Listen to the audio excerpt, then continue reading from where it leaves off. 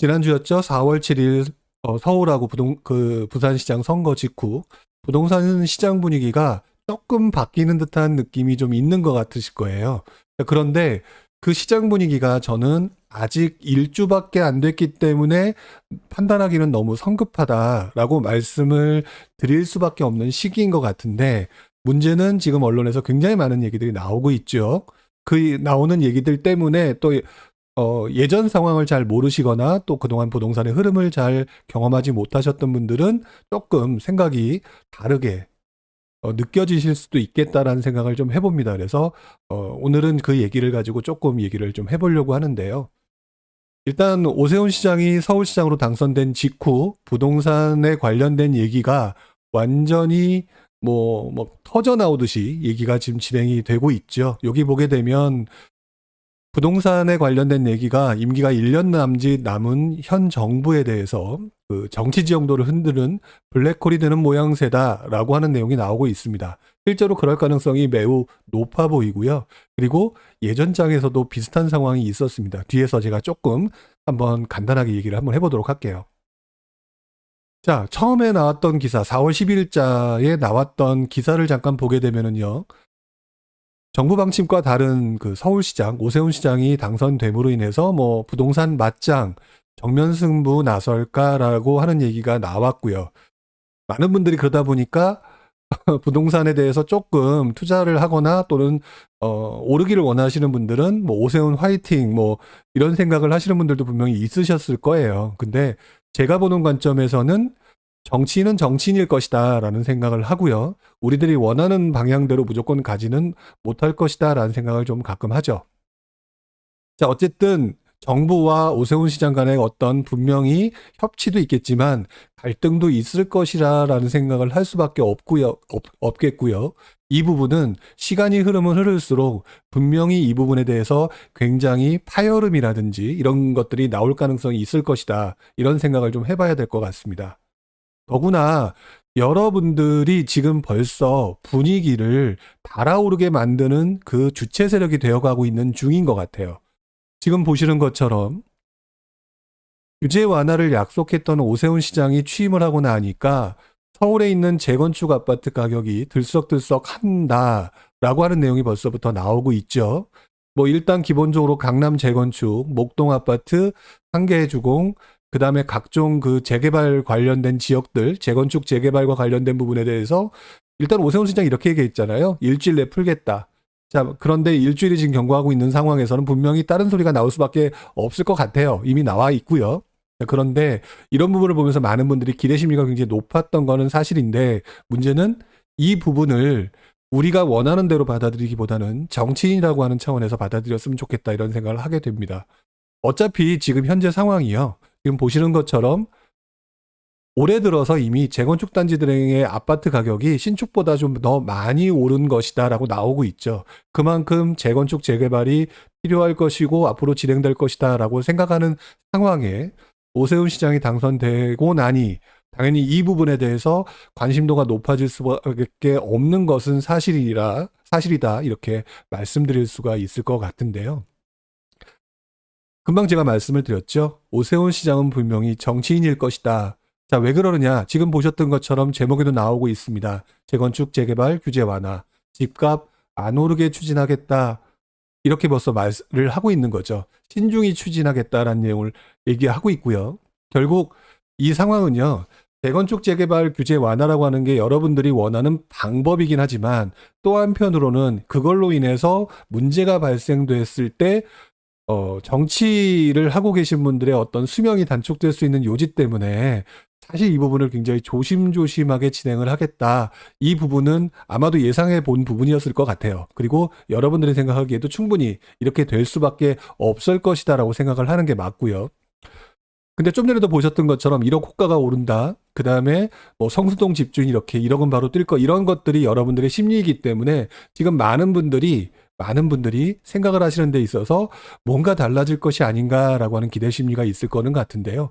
저는 개인적으로 이런 현상이 나타나는 건 너무나도 당연한 건데, 문제는 아마도 오세훈 시장의 과거 경험 때문도 그렇고 실제 사례도 그렇고 여러 가지 이유 때문에 이렇게 쉽게 바로 즉시 진행될 가능성은 조금 떨어질 것이고 오히려 속도 조절을 할 가능성이 있다라고 저는 보는 입장입니다.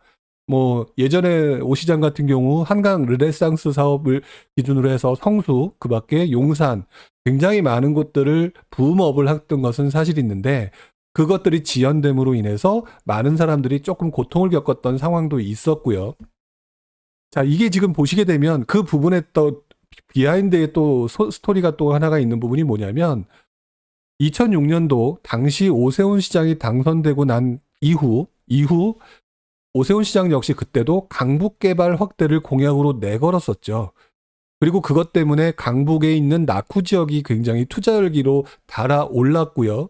흔히 말하는 여기 벌써 나오죠. 오세훈 특수라는 현상이 굉장히 다양하게 일어났던 것이 사실이었습니다. 그때 대표적인 상황이 뉴타운이었고요. 그 밖에도 여러 가지 한강 르네상스를 포함한 여러 가지 곳, 지역들이 굉장히 많은 붐업이 되는 그런 현상이 나타났는데요. 지금 보시는 것처럼 지금 좀 전에 보셨던 2006년도의 오세훈 특수 현상이 2007년도에 서울시가 뉴타운 일괄 지정을 하겠다라고 하는 원래 목적과 반대로 유보하겠다라고 하는 것들을 직접 발표했던 적이 있었습니다. 자, 그래서 원래 당시까지 지정돼 있던 아마 제 기억으로는 25개인가 27개인가로 기억을 하는데 뉴타운 27개인가 25개인가 지정돼 있는 것 외에 나머지 지역도 추가로 지정하겠다. 이 부분의 대표적인 것이 4차 뉴타운 같은 경우였는데 이 4차 뉴타운 이후로 진행돼야 될 부분을 살짝 지정을 취소하고 살짝 뒤로 물러났었죠. 자, 왜 그러느냐? 그때도 여기 보시면 이런 말이 나오죠. 시 차원에서도 집값이 오르는 것을 두고 볼 수만은 없다는 점도 고려되었다라고 하는 게 어찌 보면 좀 전에 보셨던 기사와 굉장히 유사한 점이 강하다. 그러니 이 부분을 그 대신 먼저 꼭 말씀을 드리고 싶은 건 뭐냐면 이번 시장 선거로 인해서 야당이 어떤 힘이 세진 어떤 그런 느낌 때문에 부동산 시장, 특히 재개발 재건축과에 관련된 어떤 부동산 시장의 움직임은 강해질 것이면은 틀림이 없으나 그것 때문에 오히려 이쪽에서 속도 조절을 할 가능성이 매우 높다는 사실도 한 번쯤은 생각을 하셔야 된다. 이 부분에 대한 것도 꼭 말씀을 드리고 싶다라는 거죠. 결국 오늘 기사죠. 오늘 기사에 결국 예상대로 오세훈 시장은 또 이 부분에 대한 얘기를 했습니다. 바로 토지거래 허가제를 꺼냈다라고 해서 집값 자극 우려의 속도를 조절하기 시작했다라는 평가라는 얘기가 나오죠. 즉 지금 딱 일주일밖에 되지 않았는데요. 일주일밖에 되지 않았는데 우리들이 너무 앞서가는 것처럼 해서는 안 된다. 물론 상황이 상황인 만큼 예전부터 부동산 투자라고 하는 부분을 여러 가지 생각을 하셨던 분들 또는 뒤늦게 들어오시는 분들이 투자할 곳을 찾는 곳 또는 모멘텀을 찾는 분들한테 굉장히 효과적이면 틀림이 없었으나 정치인 출신인 사람들이 볼 때에는 매우 위험한 요소일 가능성이 있다. 그래서 이 부분에 대한 것도 여러분들 분명히 고려하실 필요가 있다. 그 부분을 꼭 말씀을 드리고 싶은 거죠. 자, 여기서 덧붙여서 제가 어저께 뭐 오늘 블로그에도 올렸지만 어저께 저녁에 밤늦게 100분 토론을 우연히 보게 됐어요. MBC에서 하는 100분 토론을 보게 됐는데 예전에는 그 여당 쪽에 있는 사람이 나오고 또는 반대편에 있는 사람이 나와서 매우 싸우는 분위기가 되게 많았다라고 한다면 이번에는 세 분의 패널이 나왔는데 다들 부동산 정책의 그 문제점에 관련된 얘기들을 하고 계시더라고요. 그래서 굉장히 좀 신선하다 싶으면서도 어떤 얘기를 하나라는 얘기를 좀 주의 깊게 들었는데 아무래도 이제 규제 완화라고 하는 부분에 대해서 관심들이 높고 이 부분에 대해서 이슈화가 될 가능성이 높다. 즉 다시 말하면 아까서 말씀드렸던 오세훈 시장 당선이 부동산 시장을 자극한다라고 하는 부분 때문에 속도 조절할 가능성이 매우 높다. 이 부분을 먼저 1차적으로 말씀을 드리고 하지만 그럼에도 불구하고 야당 측면에서도 앞으로 계속 대선이 얼마 남지 않았기 때문에 부동산 이슈를 가져가야 되는 문제. 두 번째 여당의 입장에서도 이 부분을 계속 가져가야 되는 문제가 있다. 뭔가 바꾸지 않고서는 대선 참패라고 하는 문제점을 얻을 수 있는 거기 때문에 아마도 이 부분에 대한 것 때문에 부동산 규제 얘기가 계속 나오게 될 것이다. 이런 부분을 좀 봐야 될 것 같아요. 그리고 예전에는 어땠는지도 또 한번 봐야 되겠죠. 자, 4월 12일자에 이런 기사가 나왔습니다. 정부 1주택 보유세 대출 규제 완화 검토 그러면서 민심 다독이기라는 말이 나왔죠. 자, 여기서 굉장히 중요하게 볼 거는요. 1주택이라고 하는 부분입니다. 자, 보시는 것처럼 결국 정부는 1주택자의 보유세, 그러니까 지금 현재 불만이 많은 분들 중에 두 부류가 있다라고 하면 다주택자, 물론 그 세 부류가 있겠죠. 다주택자, 유주택자, 1주택자, 그리고 무주택자일 텐데 1주택자 미만들, 특히 이제 그 중간에 껴있는 1주택자의 보유세나 대출 규제를 완화를 함으로 인해서 민심을 다독거리기는 해도 그 이상에 해당되는 부분에 대해서는 민심까지 신경 쓰기에는 조금 그런 상황이 아닌가. 어차피 그쪽에 신념들이 있을 테니까. 자, 이런 부분이 좀 예상이 될 부분인 것 같고요. 다만 중요한 거는 이걸로 인해서 앞으로 계속해서 아마 제가 알고 있기로는 대선 후보와 관련된 부분이 9월쯤에 나오는 걸로 알고 있어요. 그렇기 때문에 시기적으로 얼마 남지 않았고 계속해서 이 얘기가 진행될 가능성이 매우 높다. 그리고 이제 계속해서 또 그 뉴스가 나오는 것들이 똘똘한 한 채, 결국 한 채에 해당되는 부분이죠. 1주택자에 해당되는 부분입니다. 종부세 9억 기준부터 손볼 듯 이러면서 무언가 얘기가 나오고 있죠. 결국 지금 현재까지는 다주택자들이 문제가 됐다라고 해서 밀어붙이는 과정에서 피해를 보고 있는 1주택자 또는 무주택자에 해당되시는 분들의 문제점, 그 아우성을 뭔가 해결을 하겠다라고 하는 내용이지, 사실상 많은 다주택자들이 바라고 있는 양도세 중과의 무슨 한시적 감면이라든지 이런 부분으로 진행되는 과정이 그렇게 쉬운 부분은 아닐 것이다 라고 하는 부분을 좀 생각해야 될 것 같다는 얘기입니다. 자, 이 기사는요, 2006년 6월 달의 기사입니다. 여러분들을 기억하시는지 모르겠지만 지금 말씀드렸던 것처럼 4월 7일 보궐선거와 비슷한 현상이 2006년 5월 31일 날 지방선거가 있었죠. 바로 이때 여당이 완전 참패를 하고 야당이 압승을 거뒀었는데 결국 그때도 이슈는 부동산 이슈였습니다. 그리고 이때 나왔던 수많은 얘기들이 여기 보시는 것처럼 재건축 규제 완화, 그 다음에 그때는 뭐 그때 상황에 맞는 거니까 수도권 규제 철폐라든지 기업도시 유치라든지 여러 가지 내용이 있죠. 하지만 맨 앞에 있는 재건축 규제 완화라고 하는 부분에서 많은 분들이 바라고 원했던 내용들이 있었어요.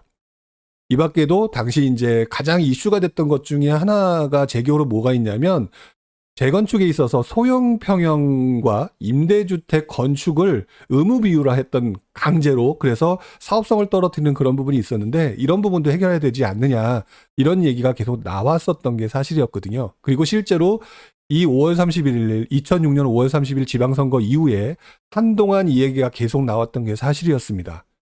그리고 2006년 6월 말, 한 달 반 정도 됐죠. 거의 2달 정도 됐을 때 나왔던 정부의 발표, 결국 서민과 중산층의 재산세 부담 경감이라고 하는 내용이 나왔죠. 바꿔 말하면 좀 전에 말씀드렸던 1주택자와 해당되는 1주택자 같은 서민과 중산층들이 재산세가 올라가지 않도록 하겠다라고 하는 차원에서 아무래도 규제 부분을 완화하는 걸로 했고요. 안타깝게도 그 이후에 특별한 부분이 없었던 게 사실입니다. 그리고 결국에는 끝까지 이어지지 못하고 그 당시 아마 대통령 후보가 정동영 후보였던 걸로 아마 여러분들도 알고 계실 거예요. 정동영 후보가 여러 가지 또 부동산 공약을 내세웠는데 역시 그들이 주장하고 있는 어떤 목적, 뭐 종부세라든지 뭐 이런 부분은 건들지 않으려고 했고 일부 세금만 조금 감면하는 쪽으로 진행이 됐었죠. 또한 이 과정에서 당시 열린우리당이었을 거예요. 아마 제 기억으로 열린우리당인가 그랬었을 때 당시 청와대와 그 다음에 그 열린우리당이 서로 부딪히면서 대선 참패 문제, 그러니까 신념과 대선 준비라고 하는 부분과 같이 맞물리면서 굉장히 서로들 싸움이 일어났었고요. 물론 다른 이유도 있었지만 그러면서 굉장히 당청 간의 파열음이 엄청나게 심하게 나왔었던 그때의 모습이 그랬었던 것 같아요. 결국 아마도 이번에도 좀 그렇지 않을까 가능성이 높은 게 청와대 쪽에서는 부동산 관련된 부분을 가능하면 하지 않고 싶어 하고 올 것이고 다만 대선을 준비해야 되는 당 입장에서는 뭔가 바꿔야 된다라고 하는 가운데서 충돌이 나타난다거나 이렇게 될 가능성이 매우 높다. 어쨌든 지금도 2021년 4월 14일이니까 바로 오늘이겠죠. 자, 오늘 현재 정부가 나오는 부분을 자세히 보시게 되면 역시 대출 규제를 먼저 풀고 세금 규제는 나중에, 이 말을 바꿔 말하면은요. 무주택자와 1주택자를 먼저 어떻게 하고 세금 규제, 다주택자들의 규제 푸는 거는 나중에 라고 하는 내용과 동일한 내용이죠. 자, 그리고 아마 이 부분 때문에 상당 부분 서로 이것 가지고 이견을 갖다가 계속 서로 나눌 가능성이 높고, 이 부분이 이어지게 되면 아마 내년도 3월 초죠. 대선이 3월 달에 진행되기 전까지 예전처럼 2006년처럼 그때 파열음이 날지까지는 모르겠지만 아마도 이런 부분이 계속 이어질 가능성이 높다. 이 부분을 생각하셔야 될 것 같아요. 자, 그렇다면 결국 자신들의 신념과 그다음에 자신들을 지지하고 있는 집토끼들을 위해서 진행하고 있는 모든 그 어떤 대책이라든지 방향성 자체가 우리들이 또는 일부 다주택자들이 원하는 중과 폐지라든지 완화라든지 기타 등등 이런 부분을 진행하기에는 그렇게 쉽지 않을 것 같다라고 보는 게 맞는 것 같아요. 그리고 일부는 분명히 그 와중에서도 다주택자들이 좀 당황스러울 만큼의 일부 조금 강화된 대책도 휙휙 던지는, 아마 이런 부분도 분명히 있을 것 같다라는 생각이 들어요. 좀 전에 뭐 어떤 분이 곰구님인가요? 소병훈 의원이 법안 발의한 모든 주택 자본 조달 계획서 제출 관련된 부분도 역시 이런 부분이 아닌가라는 생각을 좀 해보게 됩니다. 이 부분에 대해서는 된다 안 된다의 문제를 떠나서 지금은 규제 완화라고 하는 부분을 대표적으로는 1주택자와 무주택자 위주로 갈 것이고, 다주택자라고 하는 부분은 자신들을 지지하고 있는 지지층들의 반대를 무릅쓰고 그렇게 쉽게 하기는 어렵지 않겠나, 이런 부분을 한번 생각해 볼 필요가 있다. 그렇다면 그 부분을 가지고 완화 자체를 기다리는 것보다는 현재 상황의 가장 큰 문제인 유동성 증가, 그다음에 저금리 상황, 기타 공급 부족, 이 부분을 가지고 뭔가 앞으로 그다음에 올 하반기 이후에 방향성을 판단하면서 투자와 또는 그 자산 재조정 과정을 겪는 게 훨씬 더 유리하겠다, 이런 생각을 좀 해보게 됩니다. 그럴 수밖에 없는 것이 지금 4월 12일자에 나왔던 그 서울 아파트가, 그리고 제가 이번 주 4월 5일자 서울 아파트 그 주간 변동률을 보여드렸지만 지금 보시는 것처럼 이번 주 들어서 잠깐 또 서울 지역에 반등하는 모습을 좀 보이고 있어요. 자, 이런 상황에서 결국 과연 지지층들의 반발을 무릅쓰고 쉽게 규제를 풀 것인가, 이런 부분들이 그렇게 만만치 않겠다라는 생각이 좀 들기도 하고요. 그리고 많은 사람들이 지금도 집 사지 말아라고 지금 몇 년 동안 계속 얘기를 해왔지만 결국 집 산 사람이 이득봤다라고 하는 내용이 신문기사에까지 나오고 있는 상황이죠.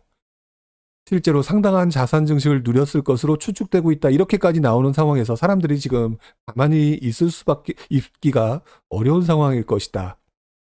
자, 더더구나 지금 보는 기사, 여기 보시게 되면 이런 기사가 나오죠.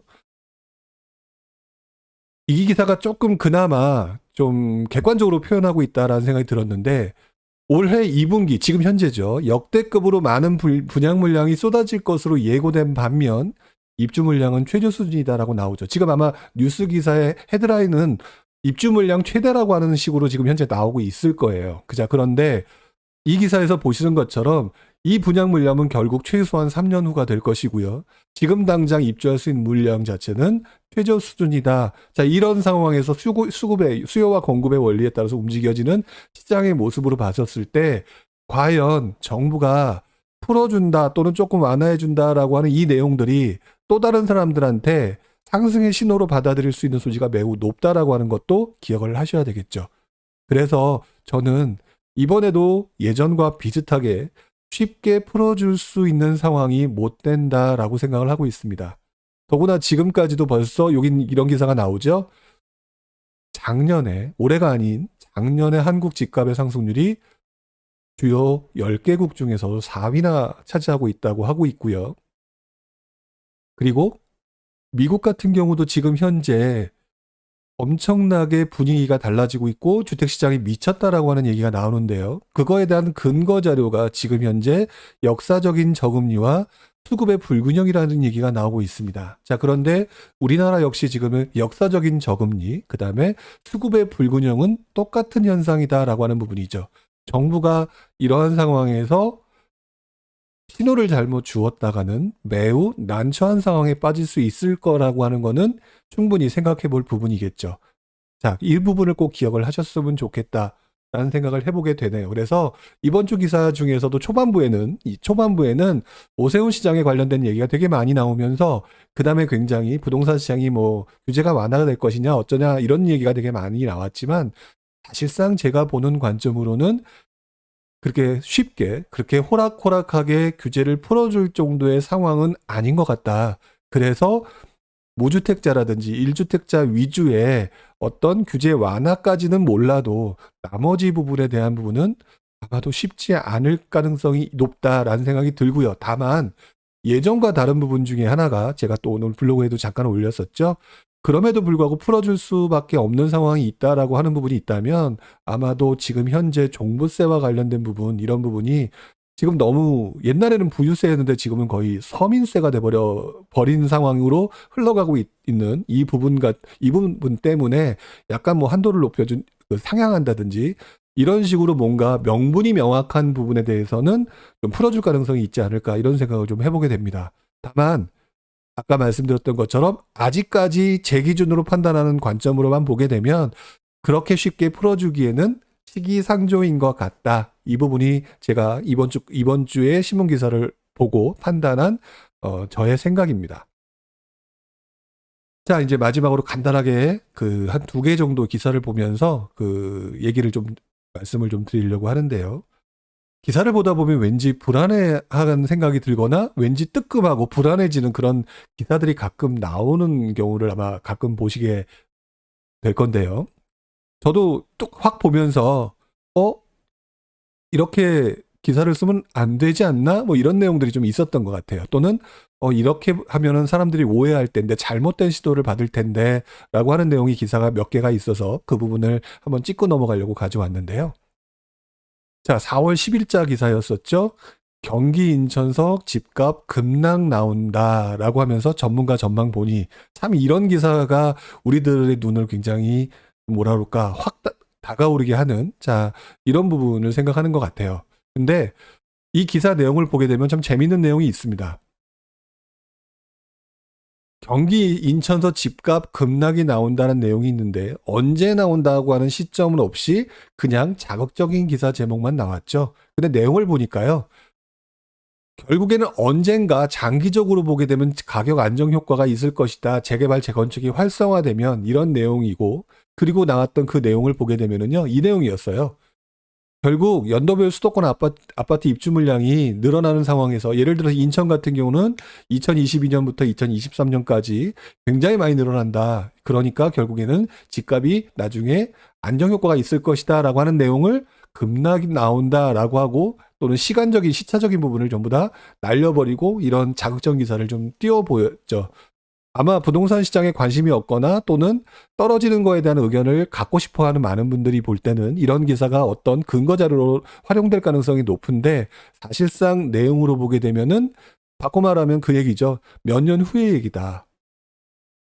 자, 그런데 몇 년 후가 돼도 그렇게 쉽사리 입주 물량이 올라가는 것만으로 시장을 보기에는 지금 굉장히 수요세가 강한 장이기 때문에 이렇게 보기에는 조금 애매하지 않을까라는 생각을 좀 해보게 됩니다. 일단 2, 3년간 입주 물량과 공급 물량 자체가 특정 지역에 과도하게 넘어서는 것처럼 보일 수는 있겠지만 다른 지역 같은 경우까지 합산해서 봐야 되겠죠. 자, 여기 보시게 되면은요. 한 가지 대표적인 예를 가지고 말씀을 드리고 싶은데요. 자, 보시는 것처럼 인천에 같은 경우는 16,000세대에서 36,000세대니까 2만 세대가 늘어나는 것처럼 보여집니다. 그러니까 엄청난 물량이 되겠죠. 자, 그런데 자세히 보시게 되면은요. 서울 같은 경우가 27,000에서 19,000이니까 거의 한 10,000세대 정도가 줄어드는 거고요. 자, 그 다음에 경기도가 9만 세대, 7만 세대로 줄어드니까 약 2만 세대, 결국 3만 세대가 줄어드는 형식이 되겠죠. 거의 약. 자, 그러면 서울 수도권까지 다 포함돼서 3만 세대가 줄어드는 가운데에서 인천이 2만 세대가 늘어난다는 얘기가 됩니다. 보통 서울하고 수도권은 움직임이 거의 비슷하거나 시차를 두고 움직이게 되죠. 그러면 서울과 수도권을 포함한 지역 같은 경우는 3만 세대가 줄고 2만 세대가 늘어나는 거라면 결과론적으로는 만 세대가 적은 거가 되겠죠. 자, 이게 바로 착시 효과를 만들어주는 통계 작업의 어떤 조작 또는 마사지 이렇게 표현할 수도 있는 부분일 수도 있습니다. 자, 그러니까 이 부분을 가지고 너무 쉽게 판단해서는 안 되고 항상 주변 지역까지 함께 보는 그런 여러분들이 연습이 되어 있어야 된다. 이런 말씀을 드리고 싶어서 바로 이 부분을 가져왔고요.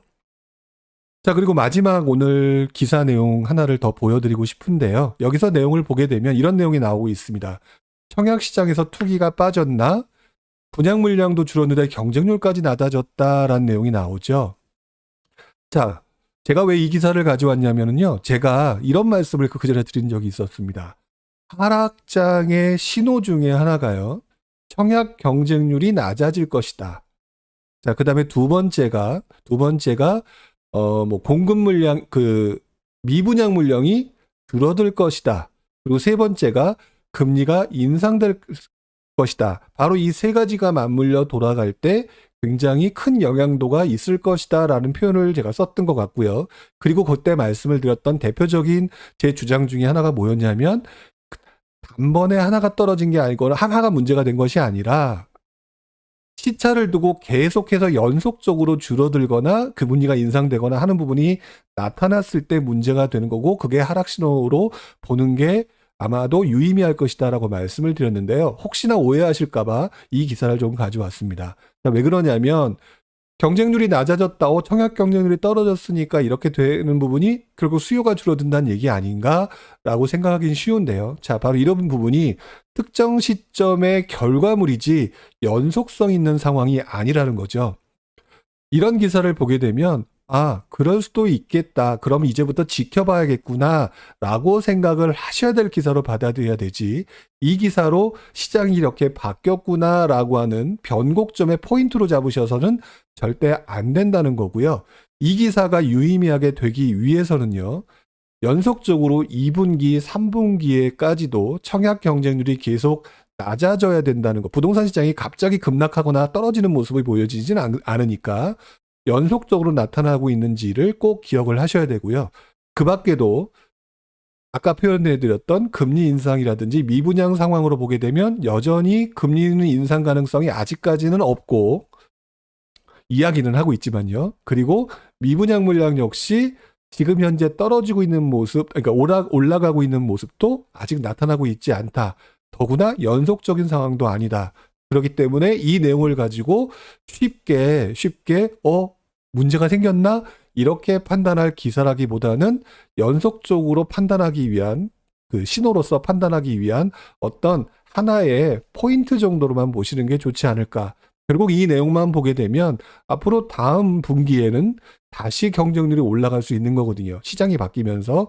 그러니까 이런 기사 내용 하나하나를 가지고 시장이 이렇게 될 것이다라고 판단을 해서는 절대 안 된다라고 하는 부분을 꼭 기억을 해주셨으면 좋겠습니다. 자, 오늘 제가 준비한 내용은 여기까지이고요. 간단하게 여러분들의 의견들 있으시면 또 얘기를 해주시면 그 부분을 가지고 또 얘기를 하도록 하겠습니다. 다시 이제 화면 돌려서 원래대로 돌아가서 여러분들과 같이 이야기할 수 있는 시간으로 바꿔볼 테니까요. 여러분들도 질문이 있으시거나 지금 제가 드렸던 말씀에 궁금하신 부분이 있다면 질문을 올려주시면 제가 보고 말씀을 드리도록 하겠습니다. 자, 화면 바꾸도록 할게요.